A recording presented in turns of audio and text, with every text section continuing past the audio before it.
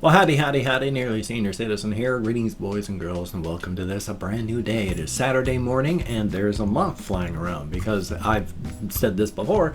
I have my window open both for ventilation because if the air can't move, it gets stale, and stale air just, it makes my skin feel bad, it makes my lungs feel bad. It's awful. So the air has to move, so I keep the window open all the time. Plus, my kitty cat needs to get in and out, and I can't take her up and down the stairs to go out the front door, so she just goes out the window, jumps onto this eave that's just big enough for a cat. If a human being tries walking on that, the state of the house, I think it's either going to collapse or you're going to fall off because of the angle, and it's cat size.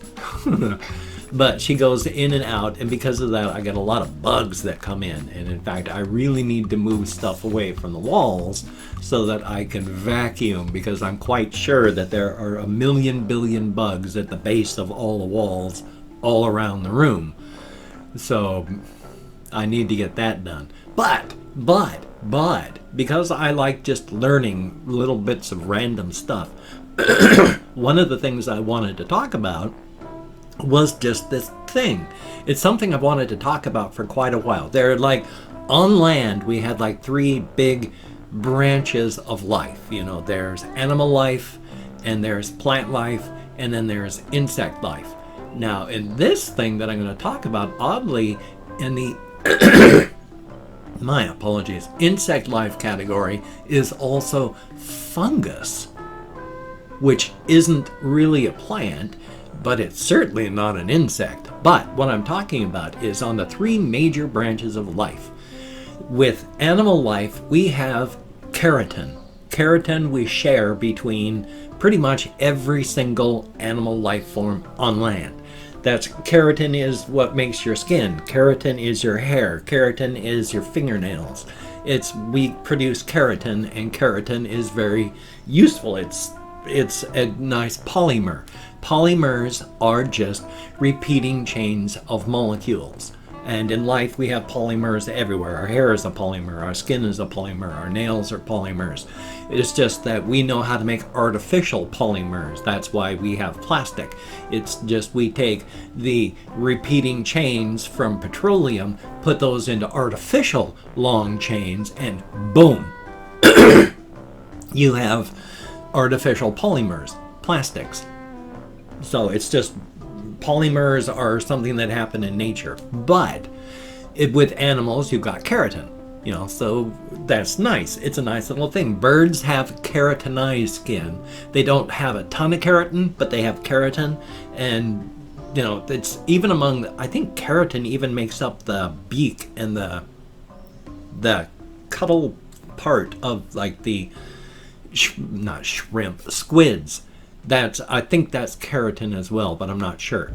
But when you come to plant life, what you have is cellulose. And cellulose is what is their structural thing. It's shared among all the plants. They have the photosynthetic plants have cellulose. And in fact, you can make bioplastics out of cellulose, and that's a much better thing than out of just like regular artificial plastic, because when cellulose breaks down, it's still cellulose.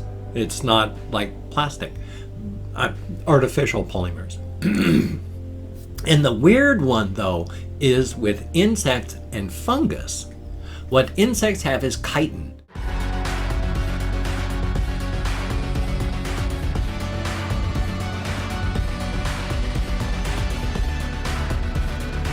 And that's that hard shell. That's what's left behind after they die, and there's just that dried up husk that you've got to clean up. That is their chitin shell. Fungus also uses chitin in its cellular structures. So insects and funguses both use chitin to make up their shells and their bodies. The weird thing about what chitin is, though, it is a polymer of sugars. And that's really bizarre. I didn't know that you could make, you can make polymers out of anything, but I didn't realize that they made polymers out of sugar. I mean, it's not exactly sugar, it's not sucrose or anything like that. It's in the family thereof, the chemical family of sugars. And it's like, that's kind of cool.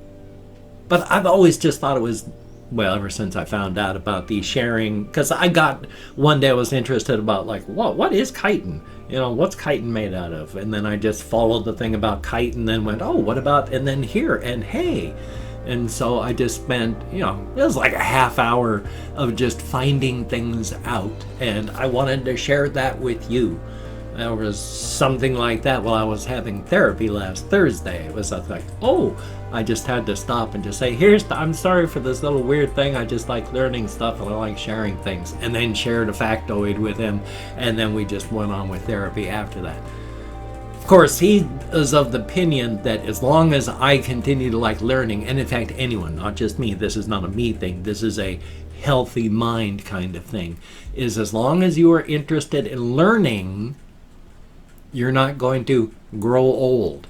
As long as you want to find out new things all the time, to challenge yourself, to grow, to not be content, to not be happy with where you are, to push, you're going to be okay mentally.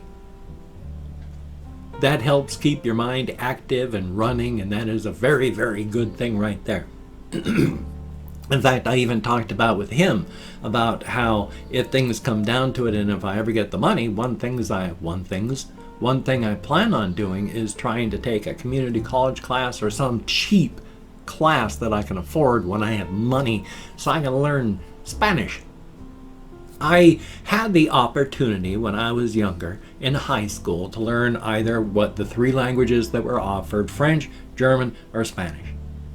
At first I tried to learn Spanish, and it was so easy actually that I was bored. There was no challenge. And so I tried to learn French. And French is unfortunately so much like English that I couldn't wrap my head around it. Because English, the rules make no sense. And if you try to follow one rule of spelling or grammar and apply it over here to this word, it's not going to work, because English is a language made up of exceptions, not rules. And that's why it's kind of frustrating for me that it's become the de facto second language of the world in a weird way, because the idea being, hey, if you speak English, then you can speak with anyone. But of course there's Arabic English, and there's Swedish English, and there's all these various variants where you can speak English and the other person can speak English, but you're not necessarily speaking the same English. And there's no official other English. There's this English, and then there's the English that everyone knows from their areas. That's, we needed, probably 150, 200 years ago now, there was this Polish fellow who came up with a perfect, wonderful language, Esperanto. Perfect language.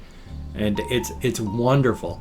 It makes perfect sense. It's grammatically perfect. It's got the accents in perfect places. If you know how to spend 5 minutes learning how to pronounce a word, and then you can learn how to pronounce every single word in Esperanto perfectly, because there are no exceptions. And if there's going to be any changes to the language, it has to go to a committee, and it spends a long time, because you're making huge impacts on the language. Unfortunately, it's a dead language. Nobody uses it, which is sad. But that's life. Hey, I even learned enough to say things like, hey, Esperanto estas mia lingvo, which is, Esperanto is my language. It can sound like it's Spanish, it can sound like it's Italian, it can sound like it's from any one of these various languages, because it's got roots from all of them and all tied into a singular whole. And it's really cool. Take a look if you're ever interested in things. I mean, it's stretch your brain. Stretching your brain is a good thing to do. Hey, what do you say? Past that, I did not go walkies yesterday. I was lazy, and I'm sad about that.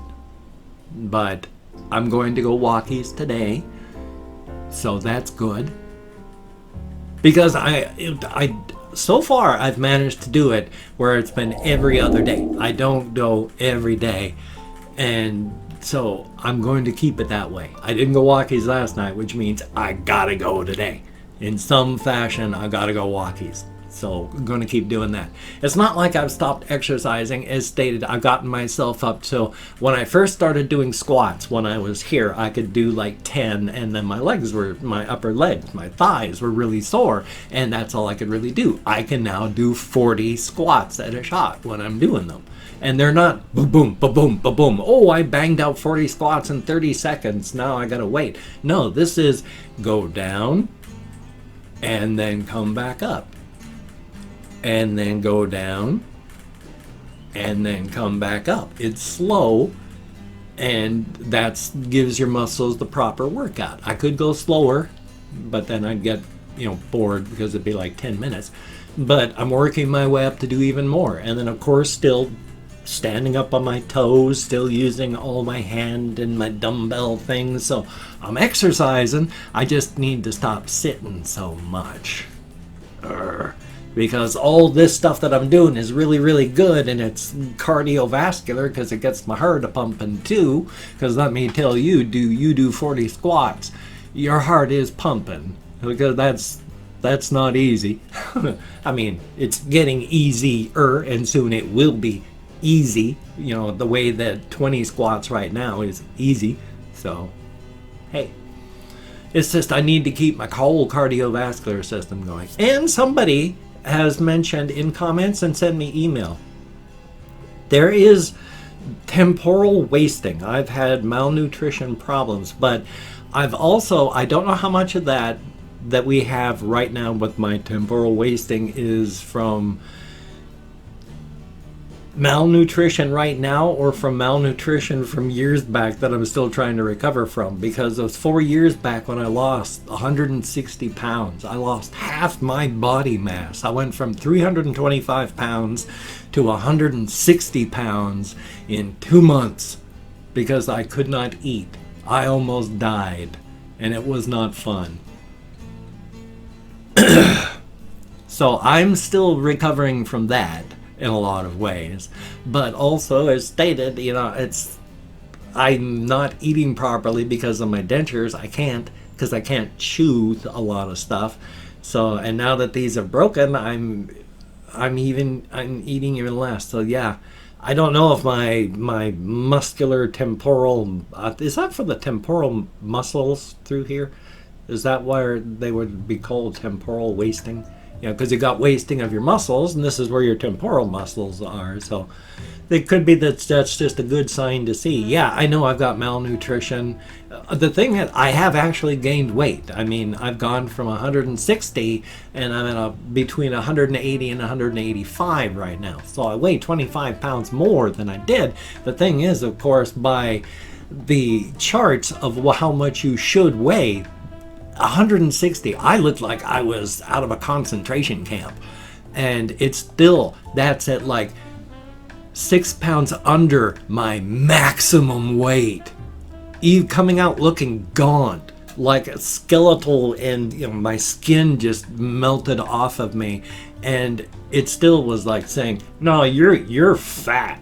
No, the charts we have in the US for stuff that health and such is wrong and bad, but I don't know what to do for my weight. I mean, I don't even know what my real weight is after all, because as I've said, I've got about 20 pounds of loose skin on my body, because I spent most of my life between 220 and 290. Toward the end of my wife's death, I was up, the end of my wife dying, I was up to around 290. And then after she died, because I was drinking alcohol to kill the pain, I drank for 4 months, a very calculated risk.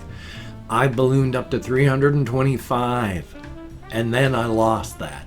My skin has got stretch marks, and stretch marks don't go away. When you've got skin that has no stretch marks and you lose weight, it just sucks right up to your body. When you've got stretch marks on your body, that skin doesn't go away. This stuff that I've got here, unless I have surgery, it's never going away. And my abdomen and lower half of my body, I'm lucky up here. I never really developed like this as a guy.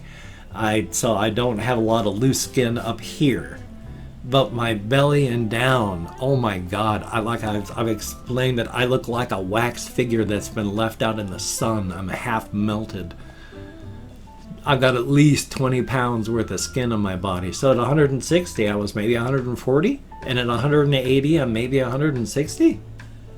I honestly don't know. I don't know how they check. I mean, probably the best way is to wait until I die, and then they can tell that an autopsy, just scoop out all the fat, weigh the skin and the body, and then go with that. So, hey. And I've opened up 24 hours worth of comments, my community tab. I'm going to go through and thank 20 to 25 people for having left me comments. I'm not reading the comments right now. I'm going to read them afterward. Thumbs up those that I do. Answer as many as I can. But for right now, thank you for having left me a comment. If I mispronounce a username, my disrespect is not intended. There we go. I actually made that an English phrase. No disrespect is intended. I'm an American English speaker. We're just not good at that. And it's a range of 20 to 25 because even though I count American Sign Language, depression, fibro, more. I'm lucky I can remember English half the time. Ugh. So, I'll let my Chrome. Not a lot of comments. It's the weekend, so... Gabe Garcia, greatly appreciated. And Panda Stuff, thumbs up. And thank you. 9-7. Greatly appreciated. And Marilee Cachero, that was amazing the way the elephant was walking at that angle on that hillside. That was bizarre. And we have Ice Damon, greatly appreciated. French fries. Oh, I love French fries. Russian Timing, greatly appreciated. And Nancy Sweeney, thank you so much. I had not seen you in the comments for a time. I don't know if I just missed you or if you haven't been commenting, but thank you very, very much for being here. Batman Big Fan, good to see you here in the comments as well. Definitely a thumbs up. A7 De La Cruz, thank you very much. JUMALX, that is a language I mean a name, not a language. A name that I do not know how to pronounce. Confused Owl 29, thank you very, very much. And Fury, greatly appreciated. There's a green lacy moth fluttering around on my desktop now. And Parker Roberts, thumbs up and thank you. Ryan Davies, thank you very, very much. Harv 72B, thumbs up and thank you. Hornswoggle Lover 39, thumbs up. Heck of a name, huh? And then we have Sandy Stevens, greatly appreciated. And Kevin Schellenberg, thumbs up and thank you. We have Zodiac and then SH and then an exclamation point with a T, just in the hopes of not getting demonetized. Thank you very much. And then we have B, greatly appreciated. And Benny Ben, thumbs up and thank you. And Vixel, greatly appreciated. Dirty Danimals, thumbs up and thank you. And last but not least, Lista Hymista. Greatly appreciated each and every one of you. You get me out of my head, into the world, dealing with real people. Thank you very, very much. And of course,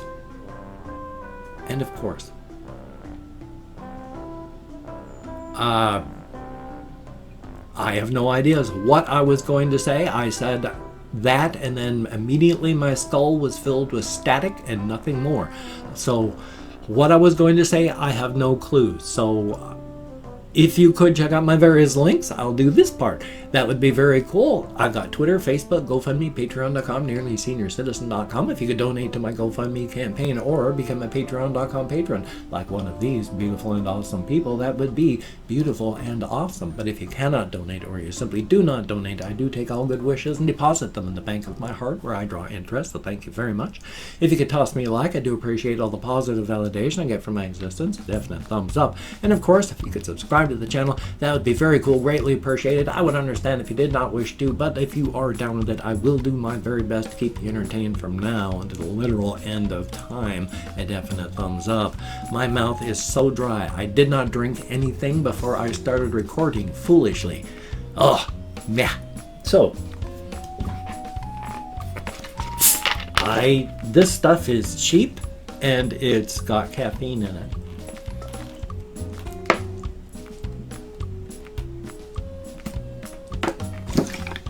I am very thirsty.